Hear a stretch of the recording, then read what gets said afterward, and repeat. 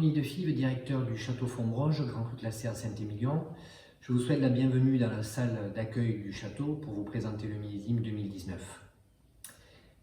Donc, Château Fombroge est une très ancienne propriété, puisque les premières vendanges ici ont eu lieu en 1599.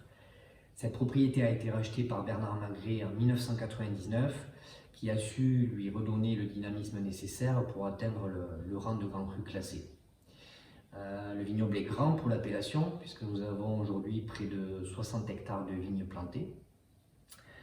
Le terroir ici est exceptionnel, bien diversifié sur 3 communes. D'abord à Saint-Christophe-des-Bardes, autour du château, un terroir plus frais, avec des sols argilo-limoneux sur roches calcaires astéries.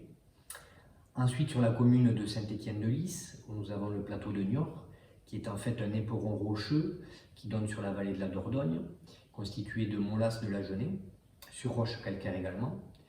Et enfin, sur la commune de Saint-Hippolyte, où nous avons des terrasses exposées plein sud, donc un terroir plus chaud, constitué de limon et de molasses du front Sadé.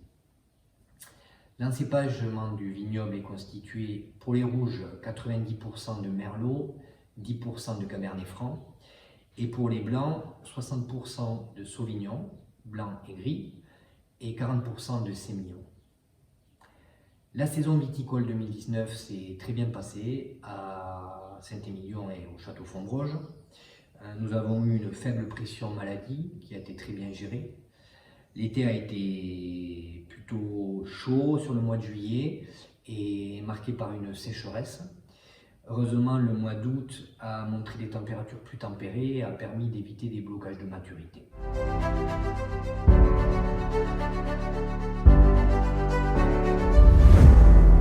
Pour les rouges, après l'été sec et chaud, les baies de Merlot et Cabernet Franc étaient de petite taille, mais de belle concentration. Heureusement, le mois de septembre a montré d'abord des températures relativement fraîches et stables, ce qui a permis de maintenir un état sanitaire parfait et nous a permis d'attendre.